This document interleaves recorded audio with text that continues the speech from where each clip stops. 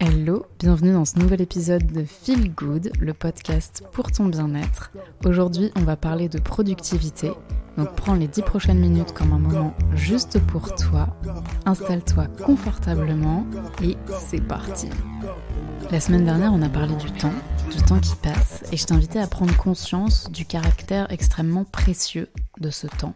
De ton temps. Aujourd'hui, je vais te partager 4 astuces de productivité qui vont te permettre de reprendre le contrôle de ton temps. C'est-à-dire de passer moins d'heures à faire des choses que t'aimes pas forcément et où t'as le sentiment de perdre ton temps, entre guillemets, mais d'être aussi plus efficace, c'est-à-dire d'atteindre plus rapidement tes objectifs. Et du coup, tout ça, ça va te permettre de, au final, passer plus de temps à faire ce que tu aimes vraiment.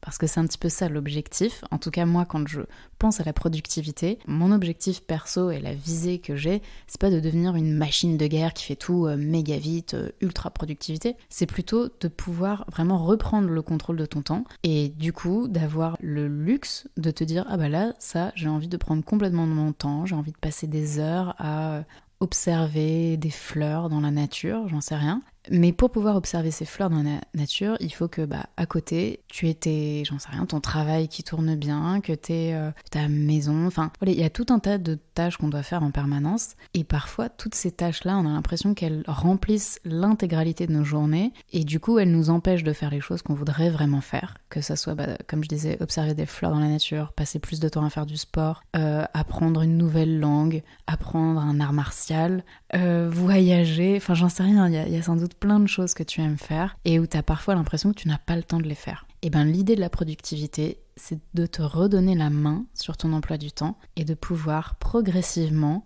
passer beaucoup plus de ton temps à faire ce que tu aimes vraiment faire. Règle numéro 1, très importante, c'est d'être totalement engagé dans la tâche que tu es en train de faire lorsque tu es en train de la faire. C'est une histoire d'attention et d'intention. Je m'explique. Ça arrive souvent que lorsqu'on n'a pas trop envie de faire quelque chose, ou même on en a envie, mais aujourd'hui notre capacité d'attention est de plus en plus diminuée grâce aux réseaux sociaux, etc. Bref, le fait est que tu te retrouves à faire une tâche et toutes les 2 secondes t'es distrait. Soit tu fais carrément un peu autre chose, genre tu regardes ton téléphone par exemple, ça c'est le piège classique. Soit simplement c'est dans ta tête que ça va commencer à divaguer vers des pensées X ou Y, tiens qu'est-ce que je vais manger ce soir, ou alors une mouche, enfin j'en sais rien. Mais voilà, l'idée c'est que lorsque tu es 100% engagé dans la tâche que tu es en train de faire, tu vas être beaucoup plus productif parce que toutes tes pensées, toute ton énergie, toute ton intelligence vont être à 100% dans cette tâche-là. Et je vais te prendre un exemple très simple que tu as peut-être déjà ressenti, c'est le sport. Est-ce que ça t'est déjà arrivé d'aller faire une séance de sport et où intérieurement tu luttes un peu? C'est comme si tu disais, allez ok, je la fais, mais t'es pas en 100% engagement. Et du coup, en fait, ta séance, elle est pas ouf. Tu te rends compte que au niveau de tes performances, c'est pas du tout au top. T'arrêtes pas de penser à d'autres choses. Si c'est par exemple de la muscu, tu t'y perds dans tes comptes. Si c'est de la course, t'as l'impression que c'est hyper difficile. Enfin voilà, ça marche dans tous les sports. Évidemment, je vais pas tous te les lister, mais essaie de repenser comme ça à une séance de sport que t'as pu faire où t'étais pas full engagé et à quel point du coup cette séance elle a été painful, elle a été douloureuse, désagréable, elle a duré des heures et t'as lutté tout du long. Et à l'inverse, peut-être que ça t'est déjà arrivé d'être 100% engagé dans une séance de sport et du coup, t'as eu des bien meilleures sensations et des bien meilleures performances. Cette règle de l'engagement, c'est comme un contrat que tu passes avec toi-même de te dire « Ok, cette tâche que je dois faire, peut-être qu'elle me plaît pas énormément, peut-être que j'aurais envie de faire autre chose, mais là je la fais. » Et je la fais vraiment. Je la fais pas en traînant des pieds, je la fais pas en faisant autre chose. J'y vais à 100% une bonne fois pour toutes avec toute mon attention et toute ma meilleure intention. Ok, je t'invite vraiment à essayer dans ta vie quotidienne d'utiliser cette règle et de constater les différences entre les moments où t'es en mode full engagement et les moments où t'es là que à moitié. Et tu vas voir la différence de résultats que tu vas obtenir à la fois, comme je te disais, dans le plaisir que tu vas prendre à faire cette tâche, parce que quand intérieurement tu continues de lutter, ça reste relou, alors que quand tu te dis allez ok je le fais, c'est comme si ton cerveau finissait par lâcher le bras de fer et se mettait en état de flow et prenait même du plaisir dans ce que tu es en train de faire, même si à la base c'est pas forcément une tâche qui te fait vraiment kiffer.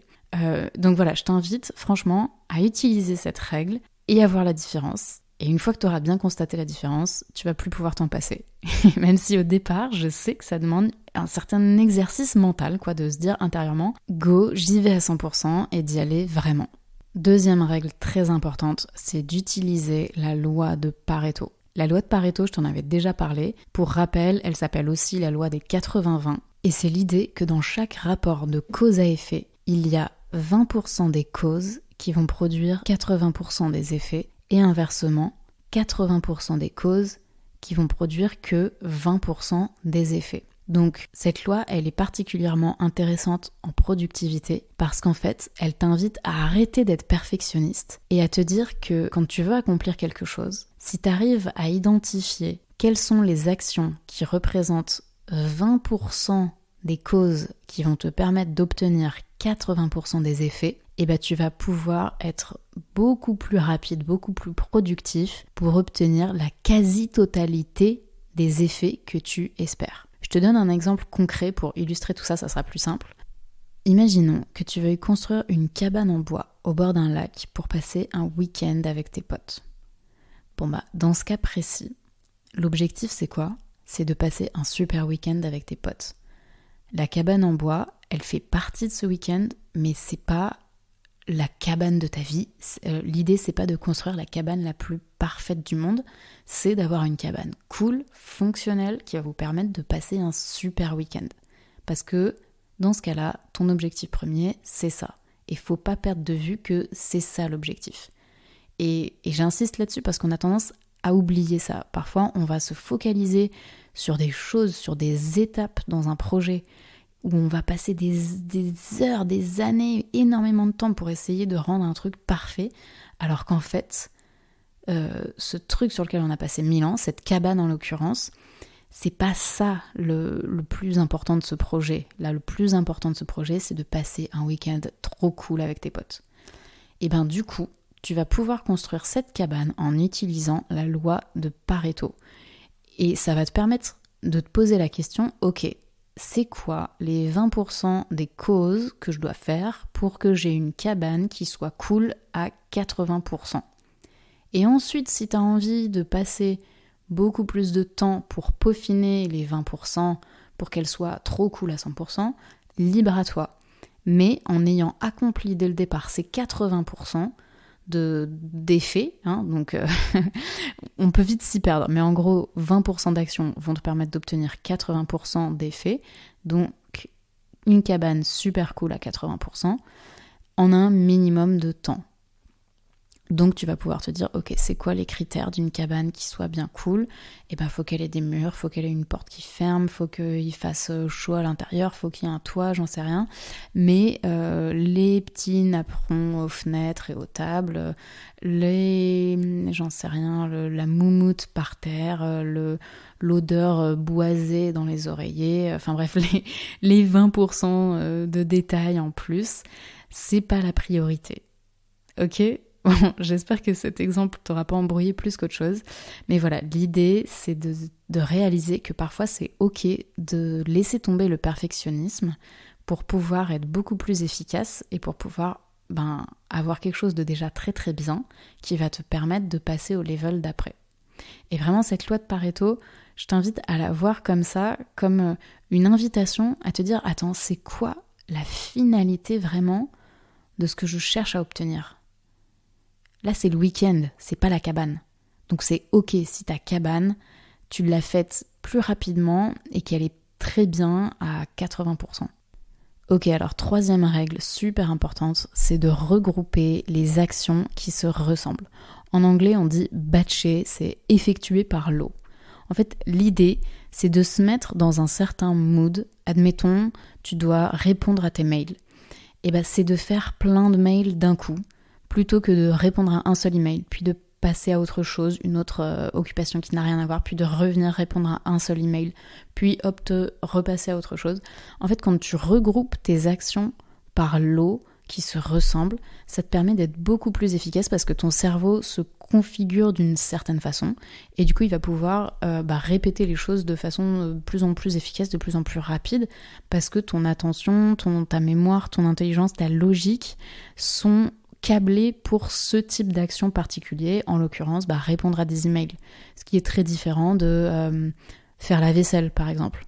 Et du coup si t'arrêtes pas de te couper dans les choses que tu fais, t'es beaucoup moins efficace. À chaque fois, il te faut un certain temps pour te remettre dans le flow, quoi. C'est vraiment une question d'énergie, de tempo. C'est comme si tu passais d'une danse à l'autre. Tes mouvements vont être beaucoup plus fluides si tu restes dans le même type de danse. Là, c'est pareil. Si tu passes de faire des emails à faire un exercice de maths, j'en sais rien, à répondre au téléphone, à écrire quelque chose, à danser justement, tout ça va être assez saccadé et peu productif et à chaque fois il va te falloir beaucoup de temps pour te mettre dans cette nouvelle action. Alors que si tu regroupes les tâches que tu as à faire par catégorie et que tu te dis allez vas-y là je me fais 1 heure d'email, je réponds à tous mes emails pendant 1 heure. Ensuite 1 heure de... Bon, je te reprends l'exemple des tâches ménagères, hein. Vraiment, je suis pas hyper inspirée là, je suis désolée. Mais voilà, ensuite, 1 heure de tâches ménagères. Et pareil, tout ça va avancer beaucoup plus vite. Donc je t'invite vraiment à, quand t'as beaucoup de choses à faire, sur ta to-do ou autre, à les regrouper par catégorie qui se ressemblent et qui mentalement te demandent le même type d'effort, le même type de concentration, le même type d'intelligence.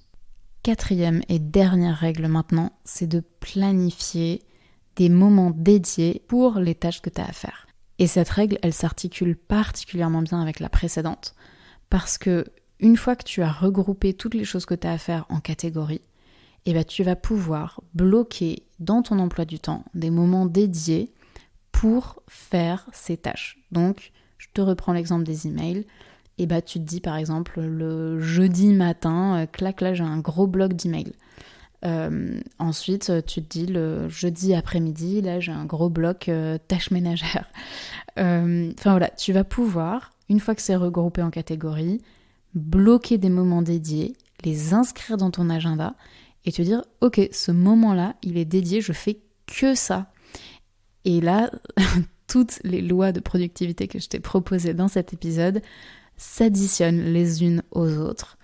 Parce que du coup, tu fais ce bloc de travail en étant ultra focus, 100% engagé, référence à la première règle que je t'ai proposée, et loi de Pareto qui s'immisce toujours et partout.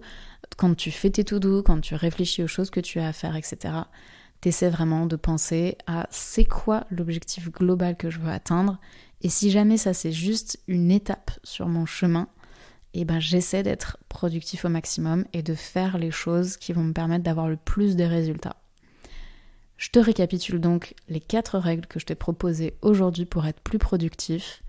On a le full engagement, être 100% engagé dans ce que tu fais, à la fois au niveau de ton attention et de ton intention, te dire vraiment vas-y je fais l'effort, là j'y vais à fond. On a ensuite la loi de Pareto, donc identifier les 20% des causes qui vont te permettre d'obtenir 80% des effets que tu cherches.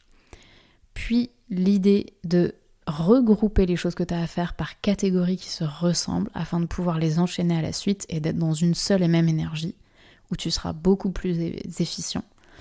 Et enfin, de bloquer du temps dédié pour faire les choses que tu dois faire, de l'inscrire dans ton agenda et te dire ce temps il est fait pour ça, et si quelqu'un te demande ah tu serais pas dispo, non je suis pas dispo, je dois faire ça. Ok, et cette astuce, cette idée de te dire ce temps il est dédié pour ça, ça compte particulièrement pour tes projets à toi qui te sont personnels, parce que très souvent on a tendance à se dire ah mais non mais ça c'est pour moi, c'est perso, donc du coup c'est pas grave si je vais je le respecte pas et je fais quelque chose pour quelqu'un d'autre. Non, à partir du moment où tu l'as bloqué dans ton agenda, même si c'est faire ta séance de sport, hein, j'en sais rien, ou bien faire une sieste, j'en sais rien, en tout cas les choses qui sont importantes pour toi, tu les bloques dans ton agenda et tu les fais passer en priorité. J'espère que cet épisode t'a plu, il y avait beaucoup de choses, il est assez long. N'hésite pas à t'abonner, à mettre un like, à partager cet épisode à quelqu'un qui a besoin de petits boosts de productivité. Moi, toutes ces astuces, je m'en sers au maximum et vraiment elles m'aident. Évidemment, ça m'a pris un certain temps pour toutes les mettre en place dans ma vie. Et là, je te dis pas que du jour au lendemain, il faut que tu appliques tout, mais simplement essaie d'appliquer celle qui t'a le plus interpellé, par exemple. Et puis, quand tu auras l'impression que tu l'as bien intégré dans tes habitudes et dans ta façon de fonctionner, tu pourras revenir à cet épisode et essayer d'en implémenter une nouvelle. Je te dis à la semaine prochaine. Prends bien soin de toi. Ciao.